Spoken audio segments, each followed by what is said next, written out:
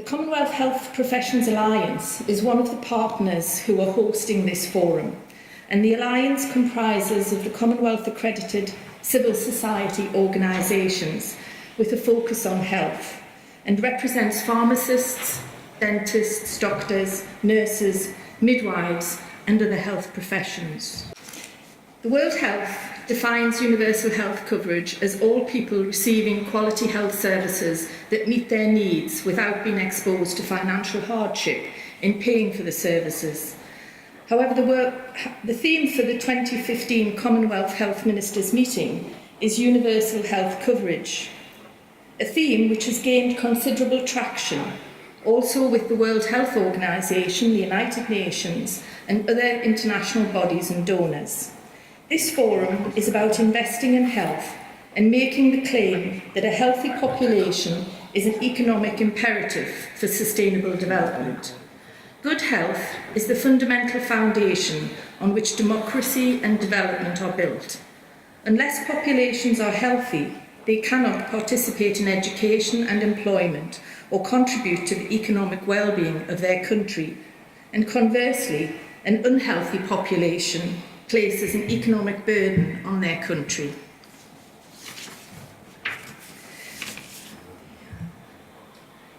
The focus on the universal health coverage debate appears to have shifted from how services are to be provided to how services are to be financed. This discussion is about the sustainability of financing the health systems. What is less discussed is what care is being financed, to whom, by whom, and at what quality. But as any manager knows, in developing a budget in any context, the first step is to work out what you want the budget to cover, and how you finance it is the second step. The development of health systems in most low and middle income countries has been, and still is, considerably influenced by external agencies, donors and experts. And it cannot be said that this influence has always been to the best interest of the various countries or their populations. The vision of Alma Ata and Health for All was revolutionary in its concept.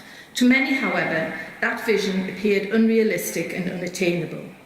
Selective primary health care was promoted as a more realistic and attainable perspective, and the term meant a package of low-cost technical interventions to tackle the main disease problems of poor countries. The provision of comprehensive primary health care for all was replaced with government-developed lists of essential care packages or minimum care packages. Coverage is not care. Universal health coverage can move towards universal health care, but not if care is limited to access to a basic package of services. The Structural Adjustment Programme, promoted by the World Bank and the International Monetary Fund, required as a condition of loans that poor countries pursue deregulation, privatisation, market competition, wage suppression, and reduced public spending in government-provided services meant that as a consequence, there were reduced resources for and capacity to strengthen health service systems. Health became a commodity and an individual responsibility with significant out-of-pocket expenses. This focus on structural adjustment and cost recovery undercut the concept of health for all.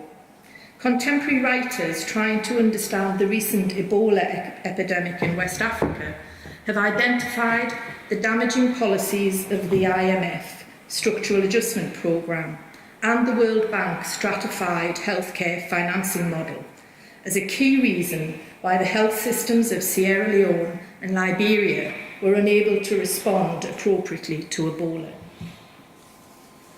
In recent years, donor funding has moved away from strengthening health systems to targeting specific diseases or health issues such as HIV, malaria, TB, maternal mortality and morbidity, etc. Countries which rely heavily on donor aid to meet essential services are captured by the priorities of the donor rather than the needs of the community. The vertical programme's approach undermines horizontal health system strengthening and does not contribute to the development of an integrated universal health system providing comprehensive care that is accessible and affordable to all. Within the current UHC debate, there is a shift in emphasis from designing health systems that provide comprehensive quality care for all to sustainable financing. The importance of the public provision of comprehensive health care is no longer part of the discourse. Securing finances for healthcare is essential, but it is not the only essential in the development of healthcare systems that are equitable and provide good quality care. The universal health coverage debate does not discriminate between public and private services. Its main concerns are cost efficiencies and effectiveness. Governments can choose not to rebuild public health systems and instead rely increasingly on private providers. Governments appear in this dialogue as the purchaser and the regulator, not as the provider. Market-driven healthcare and the promotion of market competition does not inherently promote efficiency or quality in care. Dr. Amit Sengupta, writing on universal health coverage earlier this year, reminds us that people do not have enough knowledge to make informed choices about the relative quality or merits of different healthcare providers. They are not willing, able or assertive enough to negotiate on price and quality, especially in an emergency or when sick or injured. In a free market situation, market failures are a major feature. Public health systems are able to provide care to a whole population and absorb the marginal costs involved in the delivery of care to the most inaccessible or the most disadvantaged populations. Profit-driven private systems would find such costs unacceptable. Public health systems accept responsibility for the delivery of care to populations with pre-existing chronic disease or less common or rare diseases which do not generate profit for private providers. Public health systems therefore promote equity. Private health systems undermine equity. Public health systems are more efficient because they ensure economies of scale and low transaction costs. Public health systems also perform tasks not directly linked to care, such as disease surveillance, data collection, immunisation, etc. All these facts are well known and well documented. The failure of public health systems is not that they are provided by government, but they are being subject to chronic neglect and underfunding over many years, much of which has been driven by policies imposed on governments by external agencies. Within the universal health coverage debate, all players need to be very careful that governments have flexibility without coercion or pressure, and with support to develop the health systems that suit their current situation and population.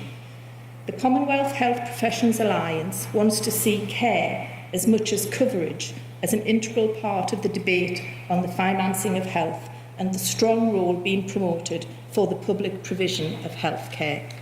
Thank you very much. Thank you.